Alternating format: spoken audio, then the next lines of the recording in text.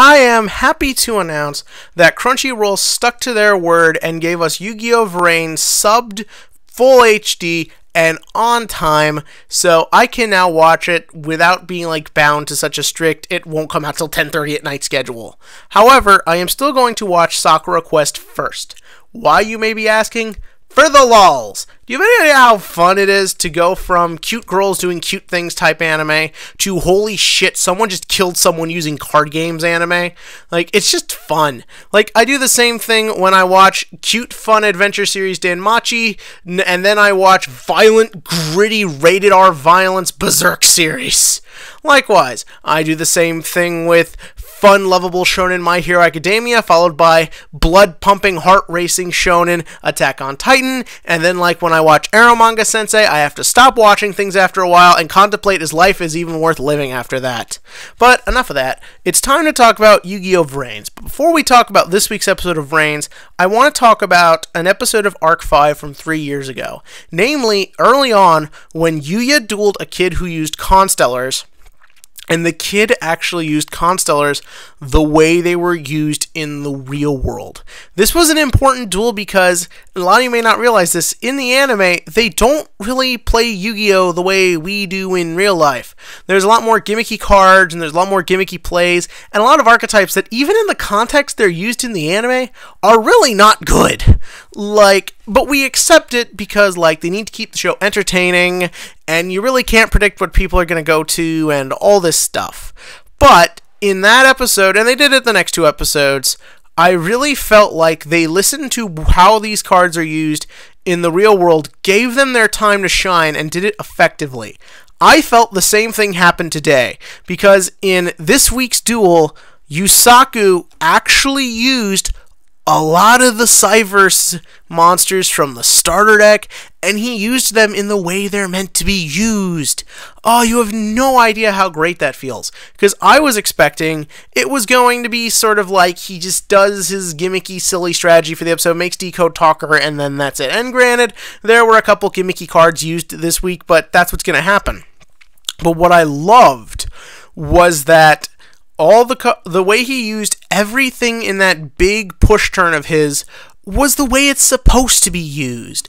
When he summoned Draconet, I was already happy because I am sick of them making these good cards that actually support the main character's shit and then never uses it. Yuya, when you think about it, has the worst deck and is probably by default the weakest duelist of all of them. You may say Yuma, but remember, like I pointed out in the Zale review, Yuma's growth is represented through his deck. There's an excuse. Same thing with Yusei. And then Jaden and Yugi used their decks meta. Yuya, on the other hand, just had this random crap that was clearly just thrown against the wall, and whatever worked they went with. In the starter deck that Yuya premiered in at the beginning of Arc 5, they had this cool archetype called the Empowered and the Summoners. This was a really fun archetype for beginners because it taught them the basic strategies of the game, like how you want to make your deck built around search, how you want to have good special summoning engines, how you need removal engines in your deck. But it was simplistic and it was straightforward in a way kids could understand. So what does Yuya use in the anime? Freaky circus animals that don't really relate to each other and are forgettable and have no real impact on the TCG until they basically led to Tier 0 bullshit. Seeing Yusaku actually used the links and Cyverse that are meant for us to learn how to use Link and Cyverse, it brings this extra layer of relatability to the duel. It means that they're actually paying attention to how cards are supposed to be used. It's not just randomness. And on top of that, if you're a kid who is picking up Yu-Gi-Oh! I don't know if kids are actually watching this. I hear Vrains isn't doing so hot in the ratings, so I don't really know what to think of that. But if you are someone who's picking up Yu-Gi-Oh! For the first time and you see Yusaku using the cards you have, it's just a ton of fun. I used Pendulums. I used some of the Performer Battles. I used the Odd Eyes. I used the Odd Eyes a million times better than Yuya ever would. But the thing is that Yusaku did everything correctly. He knew to use the links to go into other links. He used to know to put the links in strategic places for them to be used with. That was great, the way he used Draconet to advance his plays and use multiple copies of Bitron because he knows he has the support for it in his deck to be used effectively. I can't say that really happens in any of them. You never see the protagonist having multiple copies of the same card. But no, he used it effectively. Yeah, we see Bitron and Link Slayer in the opening, and he used Link Slayer last week, but I never actually thought he would use the stuff in the real world, and he would use it effectively. What won the duel really was actual Cyver strategies and stuff you can do using that deck, not just randomness, and that was great. On top of that, moving away from the duel for a minute, still keeping with the duel, actually, it fit the narrative theme. The whole point to this duel is supposed to be that you have Go, who is set in his ways and uses his same entertainment strategy pretty much, I assume, the same way every duel. Meanwhile, you have Yusaku, the new kid in town, the guy who really isn't clingy to any sort of strategy. And then you see that not only does Yusaku use his strategies well, but they're new types of strategies. I kept remember hearing how people refuse to change to Links and refuse to want to go over to Links, and I can't help but feel that, yeah, Go used a Link, but in a lot of ways he's a representation of that. Like, he has his deck and he plays it the same way.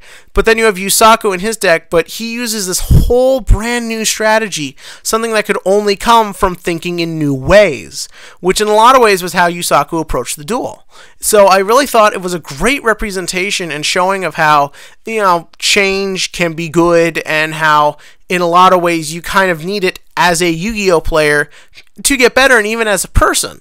And on top of that, I liked how at the end of the episode, when Go lost, he wasn't like a jerk about it. He did congratulate Yusaku for the good duel, but then when the duel was over and he went back, they gave a moment to just sort of see him recollect and be disappointed. He wasn't just a one-note, single-minded character. He actually has that sort of depth to him where it's sort of like, it was a good duel, but God, it sucks that I lost. And I like that the scene was dark, and I like that it was quiet. It really made the character seem down-to-earth and relatable, especially, again, like I pointed out last week, considering how he looks.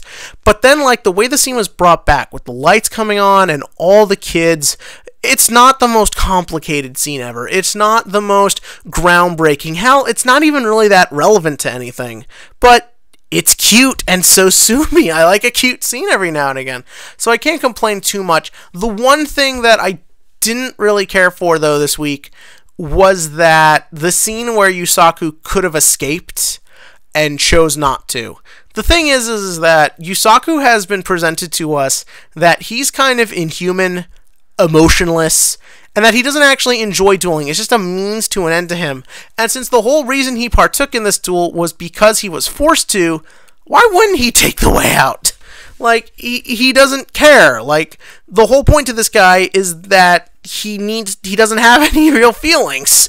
But then at the same time, I could sort of see that maybe Go ignites something in him, that Go sort of makes him want to, and you can make the argument that Yusaku knows he should feel something, and that he wants to be able to, he just can't.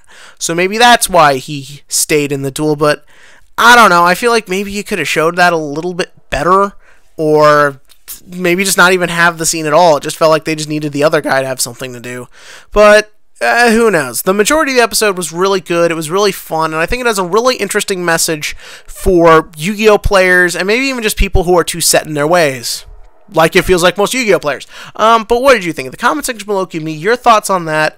And as for the TCG question of the week, this coming Monday, I will be doing the eulogy for Elder Entity Norden. I do these every time a ban list comes into effect, and I want to know if you have any fun Norden stories that, not necessarily times where you use Norden, but I think it would be funny if like we include stories of people who why they hated Norden. I think that could just be a lot of fun. And as always, click to like and click to subscribe, and well, we get to see what Aoi is like next week.